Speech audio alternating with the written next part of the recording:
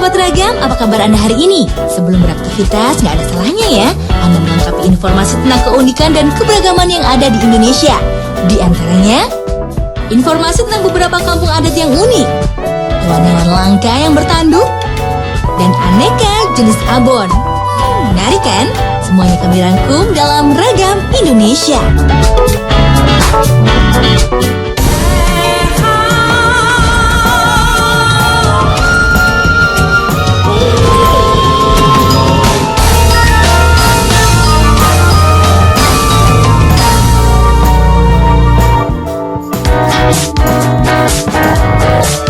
Indonesia, sebuah negeri yang memendam sejuta pesona dan tanah yang menyimpan aneka cerita.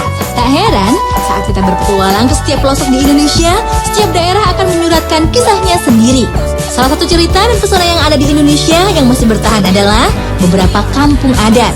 Meski zaman terus berubah, namun kampung-kampung adat ini masih terus memberikan daya tarik tersendiri.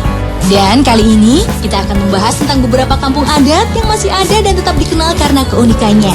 Kira-kira kampung adat apa saja ya? Berikut informasinya.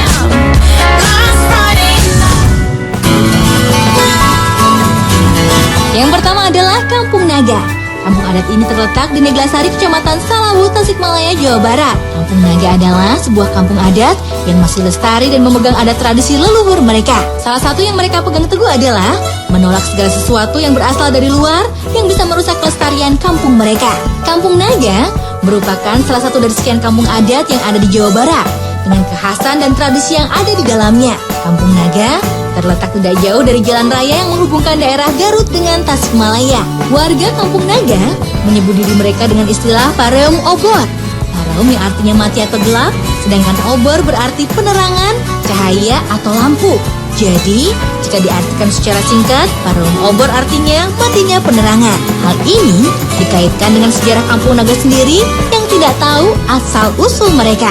Posisi Kampung Naga yang berada di dataran tinggi membuat aneka jenis pohon dan tumbuhan dengan mudah tumbuh subur dan menjadi pemandangan bak kisah nyata bagi siapa saja yang melihatnya. Tak hanya mendapatkan kenyamanan pada saat menikmati panoramanya, sahabat Ragam juga akan mendapatkan kehangatan ketika bertatap muka dengan masyarakat Kampung Naga nan ramah ini. Keunikan lain dari Kampung Naga ini adalah bentuk rumahnya yang tak biasa. Bahan dasar rumah yang terbuat dari kayu dan bambu menambah eksotisme tersendiri.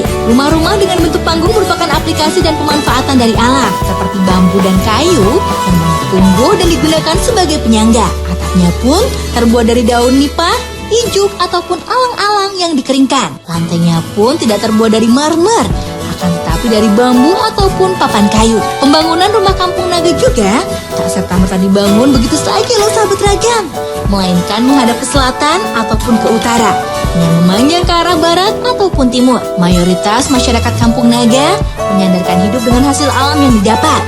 Heran jika kehidupan yang selaras dengan alam ini menjadi suatu hal yang mereka junjung tinggi. Jadi, bagaimana? Tertarik untuk berkunjung ke kampung nan penuh filosofi ini? Selamat mencoba ya!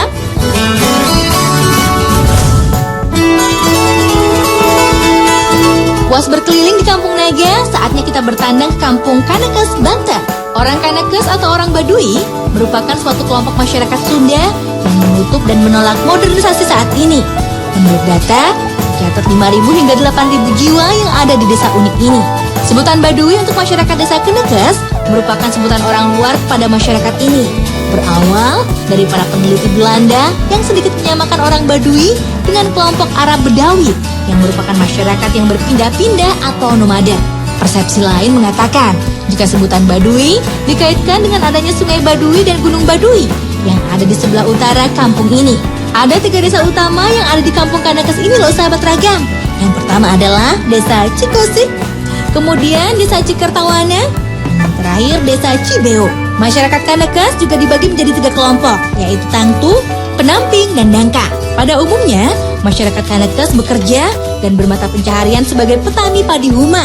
Selain itu juga, untuk mendapatkan penghasilan tambahan, masyarakat ini menjual buah-buahan seperti durian, asam, keranji, dan madu hutan. Kepercayaan masyarakat Kanekes disebut sebagai Sunda Wiwitan yang berakar pada pemujaan kepada arwah nenek moyang mereka atau dikenal dengan animisme. Wah, sahabat Ragam, meskipun berbeda tata cara hidup dan kepercayaan, jangan pernah membeda-bedakan ya. Justru perbedaan inilah yang seharusnya menjadi warna-warni pemersatu bangsa kita.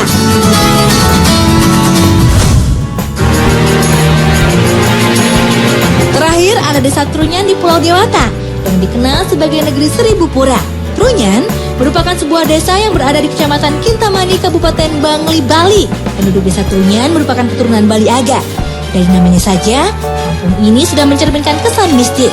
Bagaimana tidak, Trunyan di sini berasal dari kata taru dan menyan. Hal ini berasal dari pohon yang mengeluarkan harum seperti menyan. Keunikan dari desa Trunyan ini adalah pemakamannya yang unik, di mana warga Trunyan yang meninggal dunia akan diletakkan secara terbuka di bawah pohon taru. Jenazah-jenazah itu hanya dilindungi dengan kain putih. Bahkan pelancong bisa melihat dengan jelas beberapa jasad yang diletakkan di bawah pohon itu. Selain jenazah yang masih utuh, di lokasi ini juga banyak tulang belulang dan tengkorak yang tergeletak begitu saja. Walaupun diletakkan di alam terbuka, jenazah-jenazah ini tetap tidak mengeluarkan bau busuk loh. Karena pohon taru yang berada di areal makam telah menyerap semua bau yang ada di lokasi. Saat berada di makam Trunyan, pelancong harus berhati-hati karena tulang-tulang dan tengkorak berbaur dengan barang-barang lainnya yang berada di sepanjang jalan pemakaman terbuka ini. Walaupun terlihat tidak terawat, kondisi ini memang sengaja dibiarkan karena peraturan yang melarang membawa keluar barang-barang yang sudah ada di lokasi ini. Bila menentang peraturan ini, sesuatu yang buruk akan menimpa. Untuk mencapai desa Trunyan ini, kita akan terlebih dahulu melewati objek wisata Pandelokan. Dari Pandelokan, Anda akan disambut oleh pemandangan dan luar biasa. Hamparan Danau Batur seakan menyejukkan mata yang melihatnya. Dengan adat istiadat inilah, kini desa Trunyan menjadi destinasi yang banyak dicari oleh pelancong lokal maupun asing yang berkunjung ke Bali. Jadi, bagi Anda yang tertarik dan ingin berkunjung ke desa Trunyan ini, siapkan waktu luang Anda dari sekarang ya.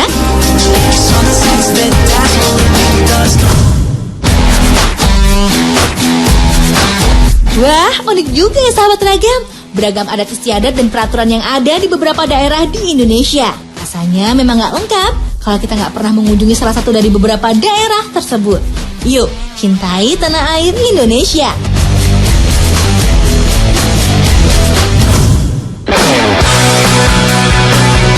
Nah, usai berkeliling menikmati beberapa desa yang memiliki adat istiadat kuat, kini kita kembali melihat koleksi satwa khas Indonesia. Sahabat ragam, banyak binatang maupun hewan yang hidup di sekeliling kita. Dengan aneka bentuk, rupa, dan warna, binatang-binatang ini terus mengalami populasi yang stabil. Tapi tak semua binatang loh yang mengalami pertumbuhan yang terjaga. Buktinya, banyak binatang yang keberadaannya terancam punah. Nah, berbicara tentang binatang yang populasinya terancam punah, kali ini tim ragam akan membahas tentang beberapa jenis binatang yang langka dengan tanduk atau gading sebagai ciri khasnya. Kira-kira binatang apa saja ya?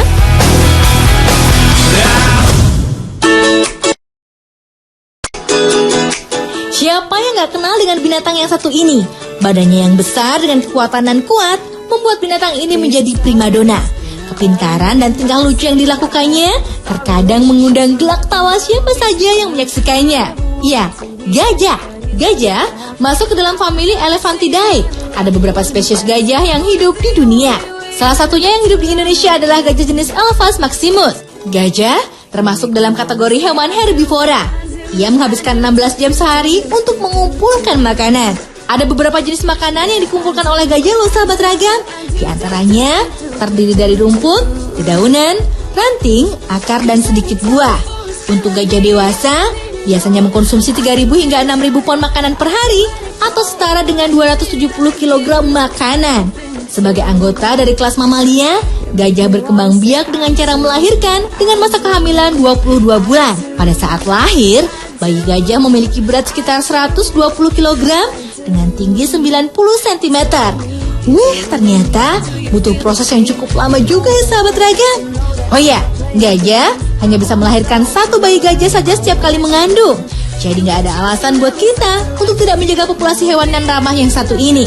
Gajah memiliki keunikan yang membedakan dengan hewan besar lainnya, di mana gajah memiliki kepintaran yang tidak biasa. Gajah akan dengan mudah berinteraksi dengan manusia. Tapi nggak semua gajah loh, hanya gajah-gajah yang terlatih saja ya. Gajah hidup dalam kehidupan sosial yang sangat terstruktur. Kehidupan sosial dari gajah jantan dan betina sangat berbeda. Gajah jantan menghabiskan waktunya dalam kehidupan sendiri atau tidak berkelompok. Sedangkan gajah betina menghabiskan seluruh hidupnya di dalam satu kelompok keluarga. yang terdiri dari ibu, anak betina, dan gajah betina lainnya. Kelompok ini akan dipimpin oleh gajah betina tertua, atau ketika gajah betina mengandung, maka kelompoknya akan menemaninya sampai proses melahirkan. Meskipun berbadan besar, ternyata gajah adalah perenang yang handal. Mereka dapat berenang selama 6 jam dan menempuh jarak selama 50 km. Jadi nggak heran ya kalau gajah suka sekali dengan air. Gading gajah yang besar merupakan sepasang gigi seri pada bagian depan rahang atas yang akan terus tumbuh selama gajah hidup.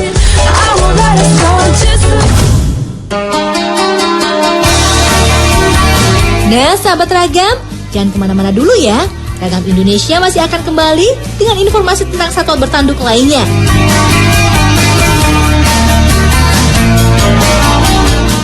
Kita dengarkan lantunan musik dari Ustadz Muhammad Khair, Hari Mukti Indonesia milik Allah. Tafadhol Ustaz.